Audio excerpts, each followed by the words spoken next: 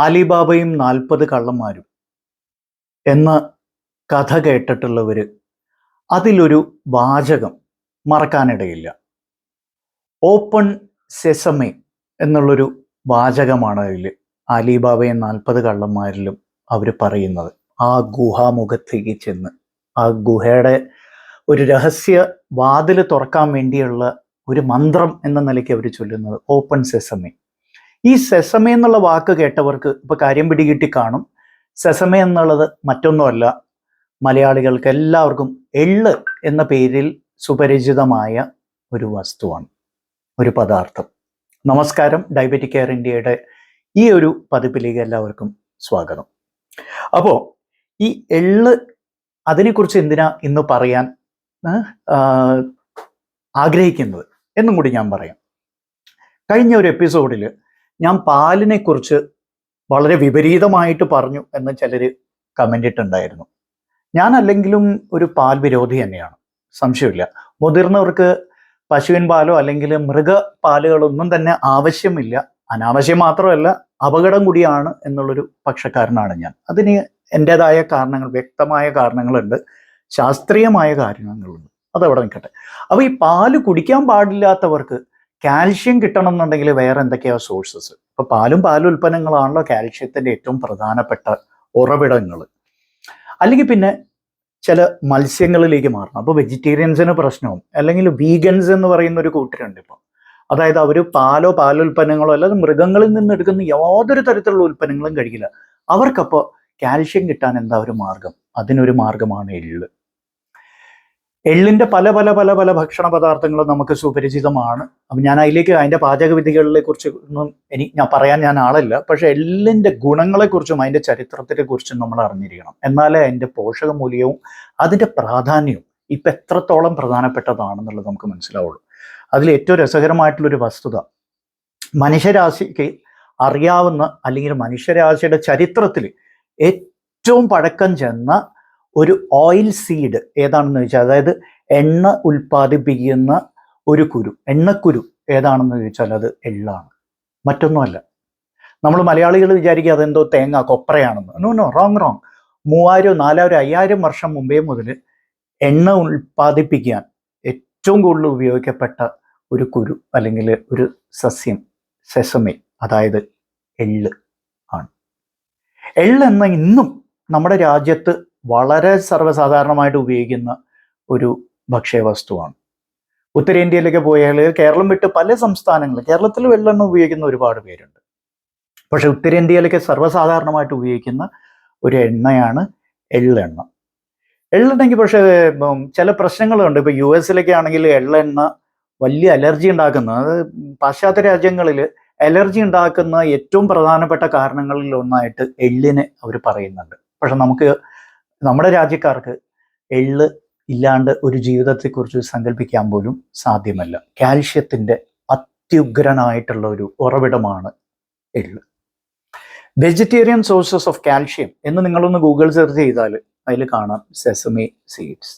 എത്രത്തോളം കാൽഷ്യം ഇതിലുണ്ട് എന്ന് നമുക്കൊന്ന് പരിശോധിച്ച് നോക്കാം. 100 ഗ്രാം എള്ളിൻ്റെ കാര്യമാണ് ഈ പറയുന്നത്. അപ്പോൾ എള്ള് പച്ചയ്ക്ക് നമ്മൾ കഴിക്കാറില്ല, ഇത് ഉണക്കി ആണ് ഉപയോഗിക്കുന്നത്. അപ്പോൾ ഡ്രൈ ചെയ്തുള്ള എള്ള്, ഉണക്ക എള്ളിൽ എത്രത്തോളം ഉണ്ട്?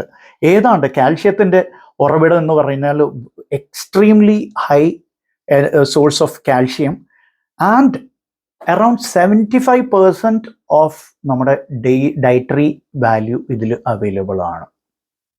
ഇനിയിപ്പോൾ പ്രോട്ടീൻസ് ഏതാണ് നമുക്ക്? ഇപ്പോൾ എഗെയിൻ, ഇപ്പോൾ മിൽക്ക് കഴിക്കാൻ പറ്റാത്തവർക്ക് പ്രോട്ടീൻസ് എവിടെ നിന്ന് കിട്ടുമെന്ന് ചോദിച്ചാൽ അതിനൊരു ഉദാഹരണം കൂടിയാണ് ഈ പറയുന്ന എള്ള്. എത്രത്തോളം പ്രോട്ടീൻസ് എള്ളിലുണ്ടെന്ന് അറിയാമോ?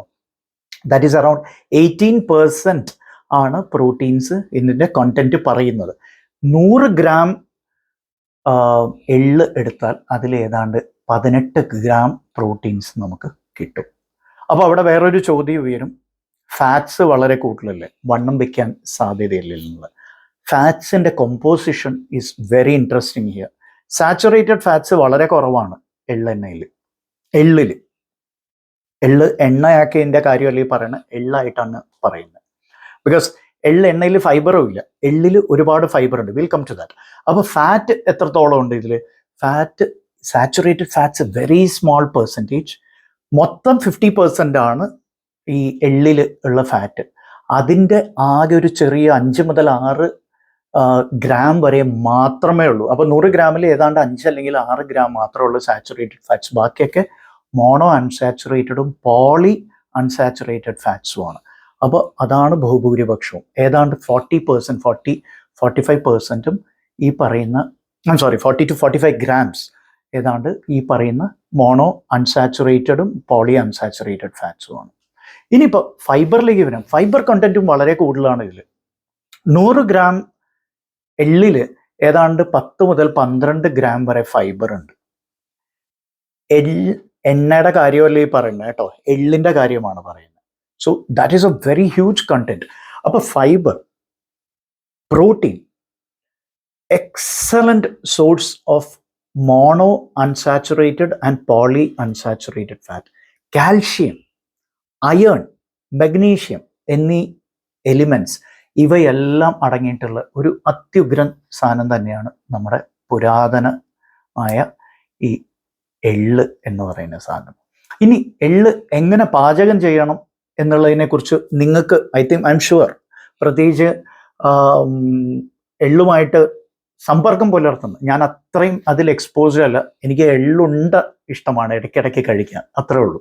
That is my only exposure to that. പിന്നെ ഇപ്പോൾ വെസ്റ്റേൺ ക്യൂസീനിൽ ഈ ബൺസിൽ ഇവർ സാൻഡ്വിച്ചസും ഇതിലൊക്കെ എള്ള് കാണാറുണ്ട്. പക്ഷെ അങ്ങനെ കഴിച്ചതുകൊണ്ട് അതിൻ്റെ പ്രയോജനം ഉണ്ടെന്ന് എനിക്ക് തോന്നുന്നില്ല. ബിക്കോസ് അപ്പോൾ നിങ്ങൾക്ക് ഉപയോഗിക്കാവുന്ന ഒരു എണ്ണ may be you can consider. എൻ്റെ സ്വാദ് ഇഷ്ടപ്പെടുമെങ്കിൽ ഈ എള്ളെണ്ണ വളരെ നല്ലൊരു എണ്ണയായിട്ട് തന്നെയാണ് ഞാൻ മനസ്സിലാക്കിയിട്ടുള്ളത്. അതിന് ശരാശരിയേക്കാൾ ഹൈ സ്മോക്ക് പോയിന്റും കൂടിയാണ്. എന്ന് വെച്ചാൽ ഡീപ്പ് ഫ്രൈയിങ്ങിന് വളരെ അനുയോജ്യമായിട്ടുള്ള ഒരു എണ്ണയാണ് ഈ പറയുന്ന എള്ളെണ്ണ. ഡീപ്പ് ഫ്രൈയിങ്ങിന് പ്രോബ്ലം എന്താ വരുന്നതെന്ന് വെച്ചാൽ, എണ്ണ കുറേ ചൂടാക്കി കഴിയുമ്പോൾ അതിൽ പല രാസ പ്രക്രിയകളും നടക്കുന്നതിൻ്റെ ഭാഗമായിട്ട് അതിൻ്റെ രാസഘടന തന്നെ മാറാം. അപ്പോൾ ഡീപ്പ് ഫ്രൈയിങ് ആവശ്യമായിട്ടുള്ള വസ്തുക്കൾ ചിലപ്പോൾ അരോചകമായി തീരാറുണ്ട്. എന്നാൽ എള്ളെണ്ണയ്ക്ക് ആ ഒരു പ്രശ്നമില്ല. We can use it for deep frying as well. വളരെ നല്ലൊരു എണ്ണ തന്നെയാണ്. ഐ തിങ്ക് നമ്മൾ അതിനെക്കുറിച്ച് കൂടുതൽ പഠിക്കണം, അത് ഉപയോഗിക്കാൻ ശ്രമിക്കണം. പിന്നെ ശുദ്ധമായിട്ടുള്ള, ഇപ്പോൾ എല്ലാവരും പറയുന്ന ഇതിൽ ഒരുപാട് കമൻസ് വരാറുണ്ട്, എല്ലാത്തിലും വിഷമാണ്, എല്ലാത്തിലും മായമാണ്. യെസ്, ശരിയാണ്.